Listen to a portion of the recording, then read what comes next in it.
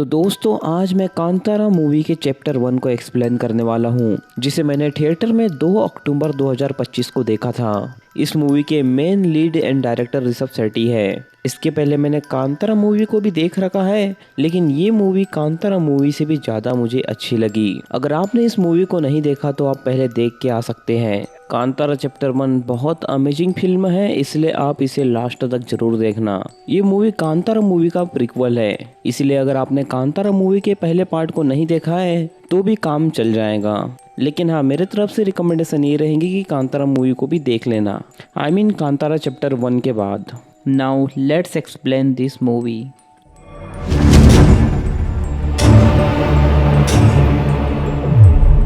तो मूवी की स्टार्टिंग पुरानी मूवी का कुछ सीन दिखाते हुए होती है। पुरानी मूवी में हमें कर्नाटक के एक गांव को दिखाया जाता है, जहां पर भूता कोला नाम की एक परंपरा होती है।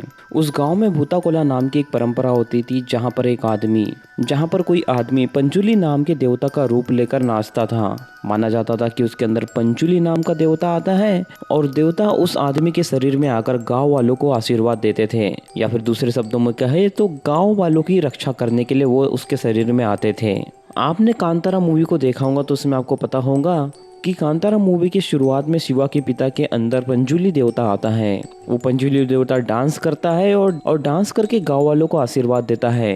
देनो जंगल में भागता है और जंगल में एक जगह पर जाकर वो अदृश्य तरीके से गायब हो जाता है। गांव वाले उसे ढूंढने की कोशिश करते हैं, लेकिन वो उसे वहां पर नहीं मिलते। अब कांतारा चैप्टर 1 यहाँ से चालू होता है। तो इस मूवी की स्टार्टिंग में शिवा का बचपन हमें दिखाया गया है, जहाँ पर शिवा जंगल के आदमी से पूछता है कि उसके पिता यहाँ पर क्यों गायब हो गए। तब वो आदमी शिवा को बताता है कि ये जंगल बहुत खास है, क्योंकि इस जंगल में कई साल पहले हमारे पूर्वज यहाँ पर रहा करते थे, और जिस जगह से तुम्हारे पिता गायब हुए वहाँ पर जादुई कुआं होता था। इसके बाद हमें 1500 साल पहले का टाइम दिखाया जाता है, और उस वक्त उस जंगल का नाम कांतारा होता है।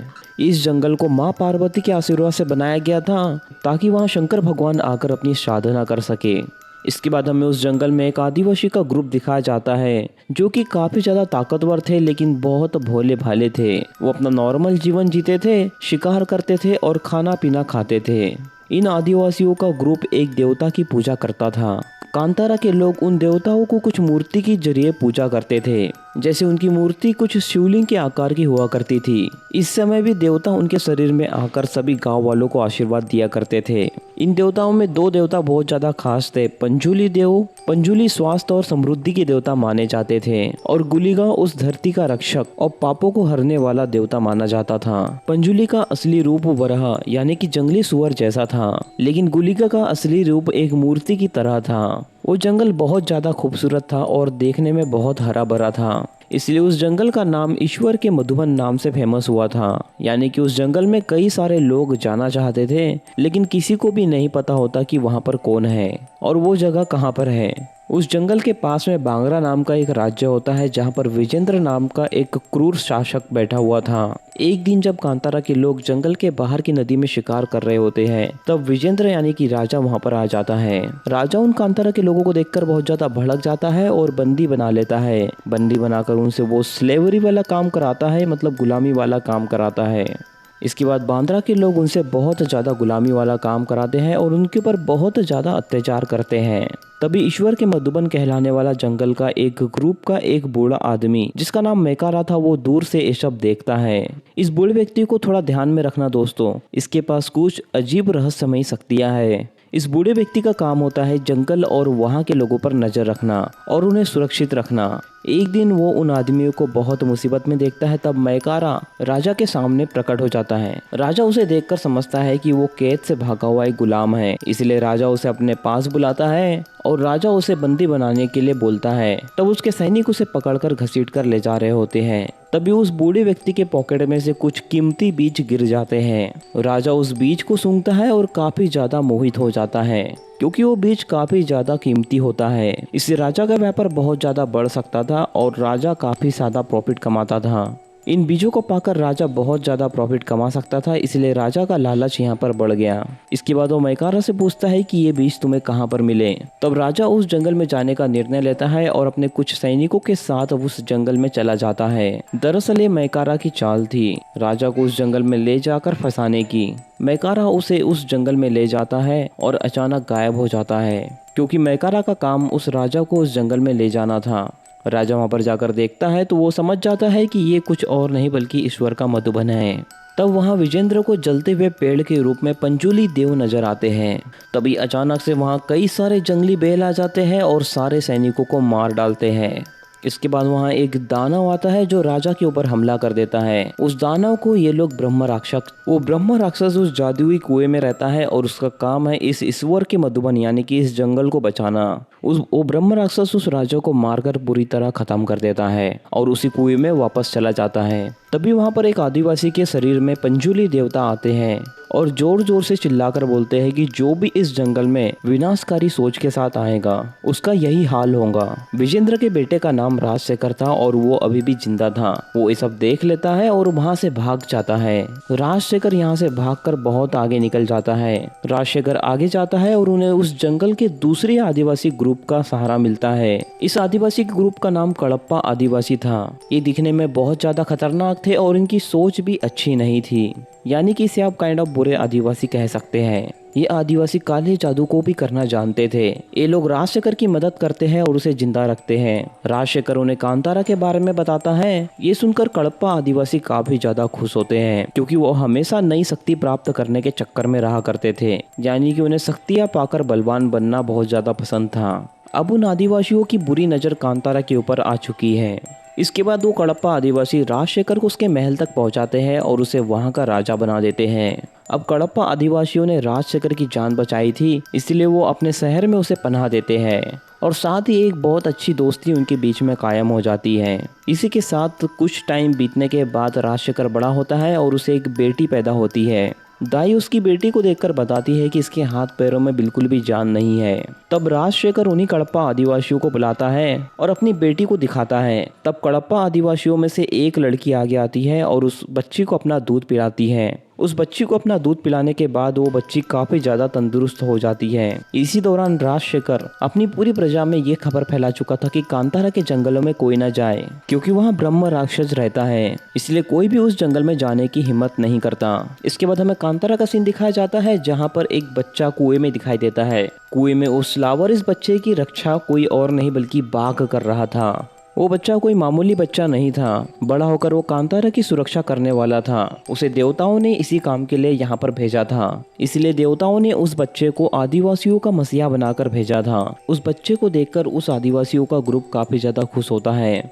उसमें से एक औरत उस बच्चे को गोद ले लेती है और उस बच्चे का नाम बेर में रखती है। उस बच्चे को बार बार मैकारा दिखाई देता था और उसे कुछ शक्तियाँ अपनी ओर आकर्षित करती थी।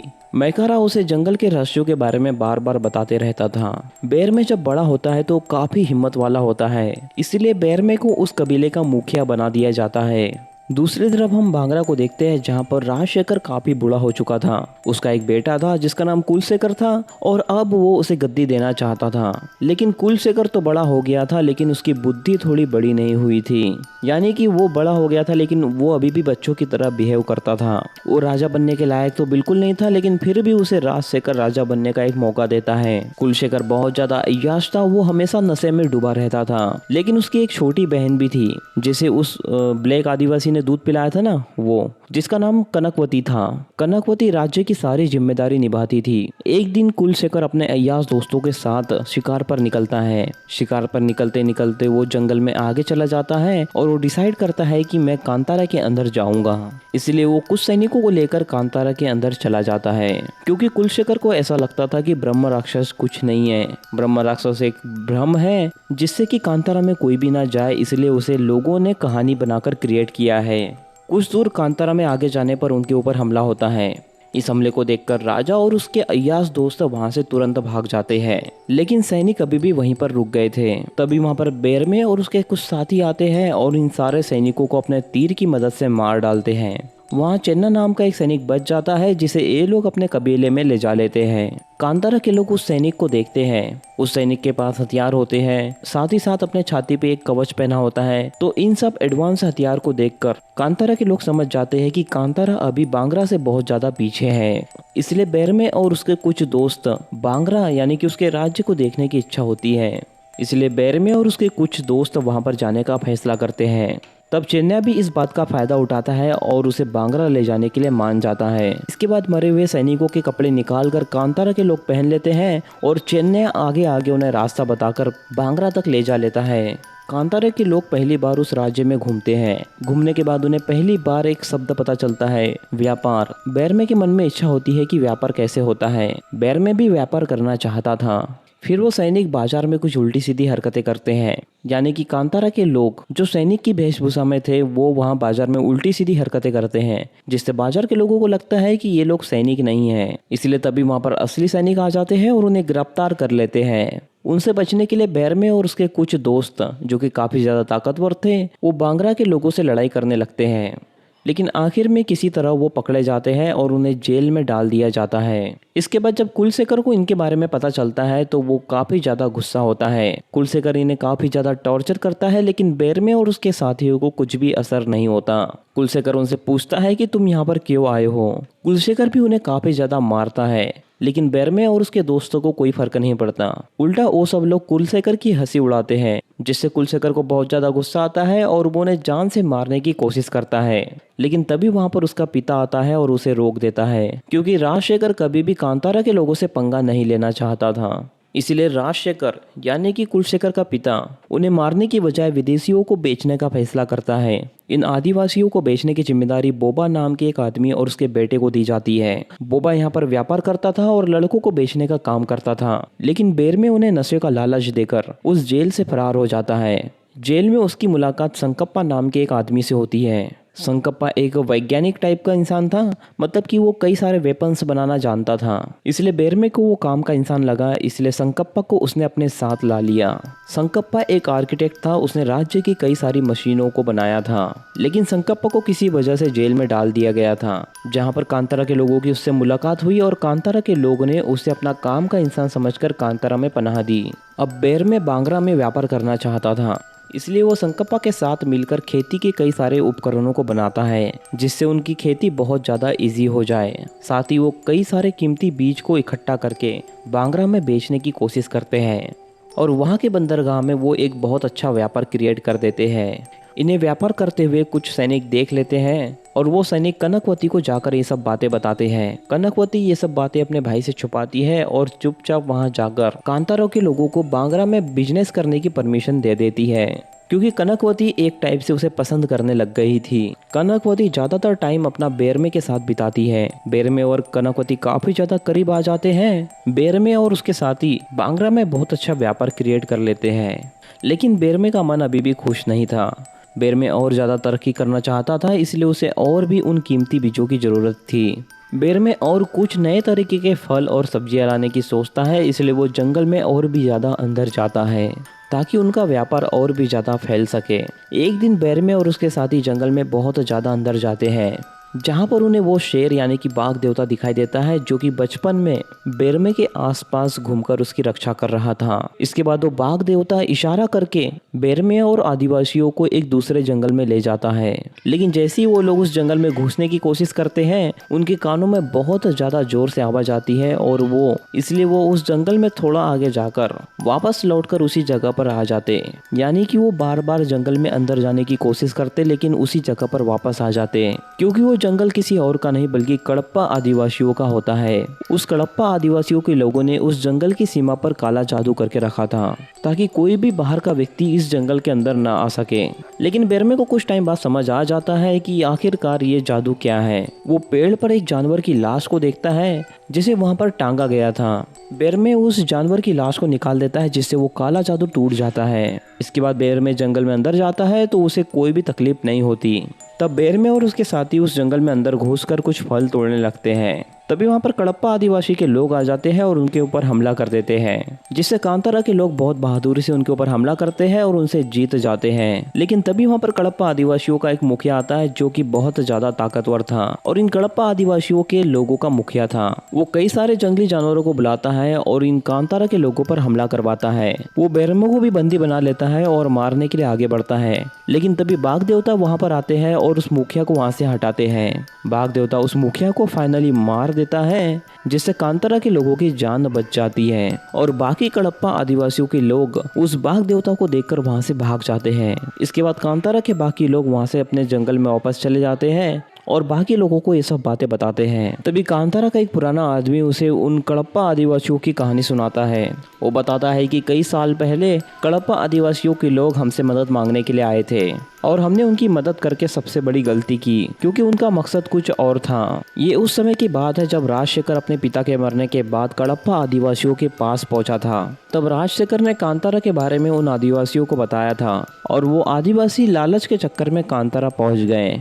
अब कांतारा के लोगों ने उन्हें शरण दे दी थी, इसलिए वो वहीं पर रहने लगे थे। वहाँ पर रहकर वो काला जादू करने लगे थे और काला जादू कर कर वो कांतारा के देवों को पाना चाहते थे, यानी कि वो ईश्वर के मधुबन को पाना चाहते थे। वो ईश्वर के मधुबन यानी कि उन मूर्तियों को पाकर काफी ज्यादा शक्तिशाली हो जाते, इसलिए वो उन्हें पाना चाहते थे। अब उनके ब्लैक मैजिक यानी कि काला जादू टोना के कारण वहाँ के पेड़ पौधे सूखने लगे और काफी जानवर मरने लगे, जिससे कांतारा के लोगों को समझ आ गया कि ये लोग कुछ गड़बड़ यहाँ पर जरूर कर रहे हैं और कांतारा के लोगों ने उन शैतानों को यहाँ से भगाने की कोशिश की। तभी कडप्पा आदिवासी और कांतारा आदिवासियों के बीच में बहुत भयंकर लड़ाई हुई, जिसमें कई सारे जाने गई और कई सारे लोगों की मौत हुई, जिससे कांतारा के आदिवासियों की भी कई सारे जाने गई और कडप्पा आदिवासियों की भी लोगों की कई सारे जाने गई। लेकिन इसी बीच उनका लीडर अपना काला जादू कंटिन्यू करता रहा। लेकिन तभी वहाँ पर बाघ देवता आते हैं और उस कडप्पा के मुखिया को मार डालते हैं, जिससे कडप्पा आदिवासियों को मजबूरन वहां से जाना पड़ता है। लेकिन आज भी उन कडप्पा आदिवासियों की नज़र वहां से नहीं हटी थी। वो आज भी उन्हें पाना चाहते हैं और उन देवों को अपने वश में करना चाहते हैं। उन कडप्पा आदिवासियों से सावधान करने के लिए वो शेर आज बेरमे को उस जंगल में ले गया था। दूसरी तरफ कुलशेखर को पता चल जाता है कि कांतारा वाले उसके राज्य में घुसकर व्यापार करना चाह रहे हैं, इसलिए वो अपने कुछ सैनिकों को तैयार करता है और उन्हें मारने के लिए भेजता है। लेकिन बेरमे उन सैनिकों को हरा देता है और उन्हें बुरी तरह पीटकर वहां से भगाने के बाद सारे बंदरगाह पे कब्जा कर लेता है। इसके बाद कुलशेखर को बहुत ज़्यादा गुस्सा आता है और वो कांतारा पर हमला करने का देखता है। उसका पिता राजशेखर उन्हें मना करता है। ये बात कुलशेखर को अच्छी नहीं लगती और एक दिन कुलशेखर अपने पिता राजशेखर को बेहोशी की दवा पिलाकर सुला देता है और बहुत सारे सैनिकों को लेकर कांतारा पर हमला करने के लिए निकल जाता है। वहां पर कुलशेखर पहुंचकर काफी ज्यादा तबाही मचाता है और काफी सारे लोगों को मार देता है। उस समय बेरमे वहां पर मौजूद नहीं था। वो दूसरे जंगल में अपने कुछ सैनिकों को लेकर काम से गया था। लेकिन तभी वहां पर उसे तबाही की आवाज सुनाई देती है, इसलिए बेरमे दौड़कर अपने कबीलों वालों को बचाने के लिए जाता है, जहाँ पर सभी लोग देवताओं को बुलाने की कोशिश कर रहे थे और उनसे मदद की गुहार कर रहे थे। तभी वहां पर बेरमे पहुंच जाता है, लेकिन कुलशेखर बेरमे की आंखों के सामने बेरमे की मां को बुरी तरह मार देता है। ये सब देखने के बाद बेरमे को बहुत ज्यादा गुस्सा आता है। तभी वो कुलशेखर को मारने के लिए आगे बढ़ता है, लेकिन उसके शरीर में गुलिगा देव आ जाते हैं। गुलिगा देव देखने में बहुत ज्यादा खतरनाक लग रहे थे। वो सारे सैनिकों को बहुत आसानी से मार देते हैं और फाइनली कुलशेखर को भी बहुत बुरी तरह मार देते हैं। इसके बाद मैकारा वहां पर आता है और बेरमे के सिर पर हाथ रख देता है, जिससे गुलिगा देव उसके अंदर से चले जाते हैं, जिससे बेरमे भी अब शांत हो जाता है और नॉर्मल स्थिति में हो जाता है। अब दोनों तरफ मातम छा जाता है। कांतारा में कई सारे आदिवासी मारे जा चुके थे और बांगरा में उनका राजा कुलशेखर मारा जा चुका था। जब राजशेखर नींद से जागता है तो उसके बेटे का मरा हुआ मुंह देखकर काफी ज्यादा उसे दुख होता है। उसी टाइम बांगरा में एक बहुत बड़ा मंदिर बनने वाला था। मंदिर में जब शिवलिंग की स्थापना करते हैं तो वो लोग देखते हैं कि शिवलिंग में दरार पड़ी है। तब पंडित उन्हें बताता है कि तुमने कांतारा के देवों का अपमान किया है, इसलिए शंकर भगवान उनसे बहुत ज्यादा नाराज है और जब तक कांतारा के आदिवासियों को शांति नहीं मिलेंगी तब तक बांगरा का मंदिर नहीं बन पाएगा। इसीलिए अब राजशेखर कांतारा वालों से दोस्ती करने का फैसला करता है। इसीलिए वो दोस्ती का हाथ आगे बढ़ाने के लिए अपनी बेटी कनकवती को आगे भेजता है। कनकवती वहाँ पर जाकर बोलती है कि मुझे अपनी गलतियों का बहुत पछतावा है। कनकवती अपनी गलती सुधारने के लिए बोलती है कि मैं तुम्हारे देवों को हमारे मंदिर में स्थान देना चाहती हूँ। पहले तो बैरमे इसके लिए राजी नहीं होता, लेकिन कनकवती की काफ़ी रिक्वेस्ट करने के बाद वो फाइनली राजी हो जाता है। रात में पंचुली देव एक आदमी के शरीर में आते हैं। शरीर में आने के बाद पंचुली देव उन्हें कहते हैं कि तुम्हें बांग्रा वालों को एक मौका देना चाहिए, जिसे देखकर बैरमे भी मान जाता है और अपने देवों को उस मंदिर में स्थापित करने के बारे में सोचता है। इसके बाद बैरमे के साथ कई आदिवासी लोग अपने देवों की मूर्ति को लेकर बांग्रा के मंदिर में उनकी स्थापना करने के लिए चले जाते हैं। उस मंदिर के बाहर एक पवित्र स्थान होता है जहाँ पर उन देवों को रखा जाता है। इस काम के बदले कांतारा वालों को बहुत सारी इज्जत और उपहार दिए जाते हैं। इस वजह से बैरमे काफ़ी ज़्यादा खुश हो जाता है और राजा को उसका बंदरगाह वापस लौटा देता है। अब यहाँ पर सब कुछ ठीक चल रहा था, लेकिन अचानक एक दिन कांतारा के कई सारे बच्चे मारे जाते हैं और जंगल के कई सारे पेड़ भी सूख जाते हैं और जानवर भी मारे जाते हैं। इसलिए कांतारा वाले समझ जाते हैं कि उनके देवों को किसी ने बंदी बनाया है। तब बैरमे को फाइनली एहसास होता है कि ये सब कनकवती का किया धरा है। कनकवती ने बैरमे को अपने प्यार के जाल में फंसाकर उससे वो सब काम करवा लिए जो कांतारा वाले कभी नहीं करना चाहते थे। कडप्पा आदिवासी भी बांग्रा के लोगों के साथ मिले थे। कनकवती जब पैदा हुई थी तो वो बहुत ज़्यादा कमज़ोर थी। तब राजा के कहने पर कडप्पा आदिवासियों की औरतों ने कनकवती को अपना दूध पिलाया, जिससे कडप्पा आदिवासियों का जहर कनकवती के अंदर भी आ गया। इसी कारण से कनकवती भी बहुत ज़्यादा खतरनाक बन चुकी थी और इतने सालों से वो अपने पिता के साथ मिलकर कांतारा के देवों को बंदी बनाना चाह रही थी और इस बारे में कुलशेखर को कुछ भी मालूम नहीं था और कुलशेखर ने वहाँ पर जाकर करे किराए पर पानी फेर दिया। फाइनली कनकवती ने कांतारा के देवों को बंदी बना लिया था। उन कडप्पा आदिवासियों के लोगों ने और उस राजा ने मिलकर उनके देवों को तो बंदी बना लिया था, लेकिन अभी भी उन्हें कांतारा पूरी तरह नहीं मिला था, क्योंकि कांतारा और बांग्रा के बीच में एक बहुत बड़ा हथियार था जिसका नाम कुछ और नहीं बल्कि बैरमे था। जब तक बैरमे जिंदा है कांतारा उन्हें नहीं मिल पाएगा और बैरमे को हराना बहुत मुश्किल था, क्योंकि बैरमे उस पवित्र कुएं से जन्मा था जिसकी सुरक्षा कोई और नहीं बल्कि साक्षात बाघ देवता करते थे। इसके बाद कडप्पा आदिवासियों का मुखिया उन्हें कहता है कि बैरमे बहुत ज़्यादा ताकतवर है। बैरमे को मारने के लिए बांग्ला की 3 आदिवासी पीढ़ी का मिलना बहुत ज़रूरी है, यानी कनकवती को अपने पिता के साथ साथ उसके दादा की भी ज़रूरत होती है। अब कनकवती के दादा को बुलाने के लिए यहाँ पर एक काला जादू किया जाता है। अब इस काले जादू में बैरमे के नाखून और उसके बाल की ज़रूरत होती है, जो कि कनकवती ने पहले ही चुपके से अपने साथ रख लिए थे। तो दोस्तों, आपको यहाँ पर अगर कुछ समझ नहीं आ रहा तो मैं आपको एक्सप्लेन कर देता हूँ। कनकवती और उसके पिता पहले से ही कांतारा को हथियाना चाहते थे। जब कनकवती को पता चला कि बैरमे यहाँ बांग्रा में व्यापार करना चाहता है, तो कनकवती ने उसे मना करने की बजाय वहाँ पर शरण दी और कनकवती बैरमे के साथ प्यार वाला सीन करने का नाटक करने लगी और प्यार के चक्कर में वो उसके काफ़ी ज़्यादा करीब आ जाती है और उसी टाइम वो बैरमे के नाखून और बाल हथिया लेती है।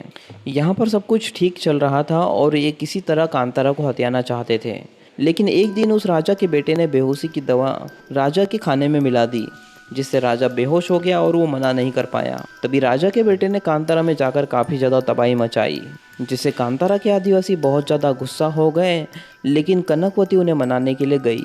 कनकवती ने किसी तरह उन्हें मनाया और अपने देवों को बांग्रा में स्थापित कर दिया। बांग्रा में स्थापित करने के बाद उन देवों को बंदी बना लिया गया कडप्पा आदिवासियों के मुखिया के द्वारा। लेकिन अब बच गया था बैरमे। बैरमे को हराना भी बहुत ज़्यादा मुश्किल, इसलिए बैरमे को हराने के लिए तीनों पीढ़ियों को साथ में आना जरूरी था, यानी कि उसके दादा की आत्मा को बुलाना बहुत ज़्यादा ज़रूरी था। उसकी दादा की आत्मा को बुलाने के लिए बैरमे के नाखून और बाल का यहाँ पर यूज़ किया गया और किसी तरह कडप्पा आदिवासियों के लोगों ने उसकी दादा को आत्मा को भी बुला लिया। अब कडप्पा आदिवासी के लोग उसके दादा की आत्मा को बुलाने के लिए यहाँ पर हवन करते हैं और दूसरी तरफ कांतारा आदिवासी के लोग बांग्रा पर हमला कर देते हैं। तब यहाँ पर बहुत भयानक जंग होती है, जिसमें कई सारे कांतारा के लोग मारे जाते हैं और कई सारे बांग्रा के भी सैनिक मारे जाते हैं। वो किसी तरह शाम तक कांतारा के लोगों को बिजी करते हैं ताकि उसके दादा की आत्मा को सफलतापूर्वक बुलाया जा सके। किसी तरह कांतारा वाले दिन भर लड़ाई करते हैं और बांग्रा की सेना को हरा देते हैं। शाम तक किसी तरह वो हवन कंप्लीट होता है और उसके शरीर में उसके दादा विजेंद्र की आत्मा राजशेखर के अंदर आ जाती है, जिससे राजशेखर बहुत ज्यादा शक्तिशाली बन जाता है। कनकवती और राजशेखर और उसके दादा की आत्मा, ये तीनों लोग मिलकर कई सारे कांतारा के लोगों को मारने लगते हैं। अब यहाँ पर बैरमे भी उन तीनों की शक्तियों का सामना नहीं कर पा रहा था। तब यहाँ पर मैकार आता है और कहता है कि तुम्हें ये जंग जीतने के लिए उसी कुएं में जाना होगा जहाँ पर तुम्हारा जन्म हुआ था। तब मैकारा अपनी जादुई शक्तियों से कुछ टाइम के लिए उन तीनों को रोक के रखता है, लेकिन किसी तरह कनकवती मायकारा को भी मारकर वहां से गायब कर देती है। दूसरी तरफ हम देखते हैं कि बैरमे उस कुएं के अंदर चला जाता है, जहाँ पर उसे एक शिवलिंग और त्रिशूल रखा दिखाई देता है और साथ में एक ब्रह्म राक्षस भी होता है। उस त्रिशूल और शिवलिंग की रक्षा कोई और नहीं बल्कि वो ब्रह्म राक्षस कर रहा था। जैसे ही ब्रह्म राक्षस बैरमे को देखता है तो बैरमे के ऊपर वो हमला कर देता है, लेकिन किसी तरह बैरमे उस शिवलिंग के पास चला जाता है और उस त्रिशूल को अपने हाथ में उठा लेता है, जिसे ब्रह्म राक्षस उसे नहीं मार पाता। जैसे ही वो त्रिशूल को उठाता है उसके शरीर में गुलिका देव आ जाते हैं, जिसे देखकर ब्रह्म राक्षस उसके सामने हाथ जोड़ता है और उसके साथ लड़ाई के मैदान में चला जाता है। इसके बाद बैरमे त्रिशूल लेकर उस लड़ाई के मैदान में पहुंचता है। अब यहाँ पर गुलिका देव बैरमे के अंदर थे और आग के रूप में पेंजली देव थे, धुएं के रूप में वो ब्रह्म राक्षस था और बाघ देवता भी वहाँ पर मौजूद थे, जो कि कडप्पा की सारी सेनाओं को मार देते हैं। अब इसके बाद गुलिका देव जो कि बैरमे के अंदर थे वो राजशेखर को मारने के लिए जाता है तो कनकवती सामने आ जाती है। कनकवती कहती है कि कोई भी देवता स्त्री पर हाथ नहीं उठा सकता। इसके बाद गुलिका देव कहते हैं कि तू औरत के नाम पर कलंक है, इसीलिए गुलिका देव उसे खुद हाथ नहीं लगाना चाहते। तब गुलिका देव उसे बोलता है कि तुम्हें मारने के लिए मेरी बड़ी बहन आ रही है। तभी बैरमे के अंदर गुलिका देव की बड़ी बहन चामुंडी आ जाती है, जो कि कनकवती के शरीर को तोड़ मरोड़ के उसे बहुत बुरी तरह मार डालती है। इसके बाद वो विजेंद्र के ऊपर भी हमला करती है और त्रिशूल से हमला करके उसे मार डालती है। इसके बाद कांतारा के लोग बांगड़ा से अपने देवों की मूर्तियों को वापस ला लेते हैं और ईश्वर के भवन में यानी कि कांतारा में उसे सजा देते हैं। और उन देवों की स्थापना के टाइम पर गुलिका देव भी वहां पर मौजूद होते हैं और पंजुली देवता भी एक आदमी के शरीर में आकर डांस करते हैं। इसके बाद बैरमे उस कुएं के अंदर जाता है और हमेशा के लिए गायब हो जाता है। इसके बाद कहानी प्रेजेंट में आती है, जहां हमें शिवा को दिखाया जाता है, जो कि अपने पिता से इन सब चीजों की कहानी सुन रहा था। अब कहानी प्रेजेंट टाइम में शिफ्ट होती है और हमें दिखाया जाता है कि वो बच्चा उस गांव के एक आदमी से कहानी सुन रहा था। तब वो बच्चा एक और सवाल पूछता है कि यहाँ का कुआं अब कहाँ गायब हो गया। तब वो आदमी उसे बताता है कि ये एक और बहुत लंबी कहानी है। तो दोस्तों, इस मूवी के लास्ट स्टेटमेंट से हमें ये समझ आता है कि कांतारा मूवी का एक और नया चैप्टर आने वाला है, यानी कि इसके आगे की कहानी कि वो कुआं वहाँ से कहाँ गायब हो गया, इसके नेक्स्ट चैप्टर में हमें दिखाई जाएंगी। तो फाइनली दोस्तों, ये था कांतारा मूवी चैप्टर 1 का फुल एक्सप्लेनेशन। तो दोस्तों, अगर आपके मन में इस फिल्म से रिलेटेड कुछ डाउट रह गए होंगे तो उन डाउट को मैं कुछ थ्योरी से क्लियर करने की कोशिश करूंगा। वैसे तो मैंने मूवी के एक्सप्लेनेशन में सारी चीज़ें वहीं क्लियर कर दी हैं, लेकिन कुछ डाउट अगर स्टिल रह गए होंगे तो थ्योरी से क्लियर हो जाएंगे। तो सबसे पहले मूवी को क्विकली समराइज कर लेते हैं, जहाँ पर कांतारा के लोग देवों की बहुत ज़्यादा पूजा करते थे और उन देवताओं को अपना आराध्य मानते थे। और वहीं दूसरी तरफ कडप्पा आदिवासी के लोग उन देवों को अपनाना चाहते थे, उन देवों को बंदी बनाकर उनकी शक्तियाँ को अपने अंदर लाना चाहते थे। जब भी कडप्पा आदिवासी के लोग रिचुअल परफॉर्म करते थे तो उनके रिचुअल के कारण कई सारे जानवरों की जान जाती थी और जंगल मुरझा जाते थे। यानी कि कडप्पा आदिवासी के लोग एक नेगेटिव मिरर थे, वो कभी भी कांतारा का भला नहीं चाहते थे। कनकवती मूवी की शुरुआत में देखने में बहुत अच्छी विचारधारा की लगती थी, लेकिन जब भी वो कोई फैसला सुनाती थी उसके पीछे कोई पॉलिटिकल उसका फायदा होता था। कनकवती के पैदा होने के टाइम आखिरकार कडप्पा समुदाय के लोगों ने दूध पिलाया था, इसलिए उसी का खून भी कटप्पा समुदाय के लोगों की तरह हो चुका था। इसलिए कनकवती के अंदर भी वही लालच आ गया जो कटप्पा समुदाय के लोगों के अंदर लालच था, उन देवों को बंदी बनाना और उनकी शक्तियों को पाना। अब यहाँ पर आपके मन में एक सवाल उठ रहा होगा कि मायकारा कौन था। तो मायकारा को हम एक अच्छी स्पिरिट की तरह देखते हैं, जो कि बैरमे को ही नजर आता था। बैरमे अगर कभी गलत रास्ते पे जाता तो मायकारा उसे सही रास्ता बताता और मायकारा उसे अच्छे और गलत की पहचान बताता। तो मायकारा को हम एक अच्छी स्पिरिट मानते हैं, जो कि कांतारा का भला चाहती थी और कांतारा के बारे में सोचती थी। जब मायकारा को कनकवती ने मारा तो वो एक धुएं में कन्वर्ट हो गया, जिससे हमें समझ आता है कि मायकारा एक अच्छी स्पिरिट थी। इसका प्रूफ हमें ऐसे देखने को मिलता है कि मायकारा बहुत टाइम पहले से है, मतलब जो पहले राजा था यानी कनकवती का दादा, तब भी मायकारा मौजूद था और अब कनकवती का दादा भी मारा जा चुका है और कनकवती भी इतनी बड़ी हो गई है, तभी भी मायकारा अभी भी मौजूद है। मतलब कि मायकारा की स्पिरिट वहाँ पर मौजूद है, मायकारा जिंदा नहीं है। जब देवों को बंदी बना लिया गया, मायकारा ने बैरमे को बोल के गुल्गी देव को अपने अंदर लाने का तरीका बताया। बैरमे सबसे पहले उस कुएं में गया जहाँ पर उसे ब्रह्म राक्षस मिला। ब्रह्मा राक्षस उसे कोई नॉर्मल इंसान समझकर उसे मारना चाहता था, लेकिन जैसे ही उसने उस त्रिशूल को हाथ लगाया, गुगली देव उसके अंदर आ गया, जिस कारण से ब्रह्मदेव भी उसकी पूजा करने लगा। और फाइनली पंचली देवता, गुलकी देवता और ब्रह्म राक्षस और साथ में चामुंडा देवी, इन तीनों ने मिलकर, इन सभी लोगों ने मिलकर उन लोगों को हरा दिया। कांतारा की मूवी जो इससे पहले आई थी, उसमें भी जमीन के चक्कर में लड़ाई हुई थी, और इस मूवी में भी एक तरह से जमीन के चक्कर में ही लड़ाई हुई है, क्योंकि बांग्रा के लोग कांतारा को हथियाना चाहते थे, लेकिन कांतारा के लोग ऐसा नहीं होने देना चाहते थे, और कांतारा की रक्षा करने के लिए वहाँ पर देवा मौजूद थे। तो दोस्तों, आई होप कि आपके माइंड में कोई डाउट अब नहीं रहा होगा, और इसी के साथ इस मूवी का एक्सप्लेनेशन यहीं पर ख़त्म होता है। तो दोस्तों, अगर आपको इस मूवी की एक्सप्लेनेशन ज़रा भी पसंद आई हो तो इस वीडियो को लाइक और चैनल को सब्सक्राइब ज़रूर करना। बाकी मैं मिलूँगा आपसे न्यू वीडियो में, तब तक के लिए love you, take care, bye bye.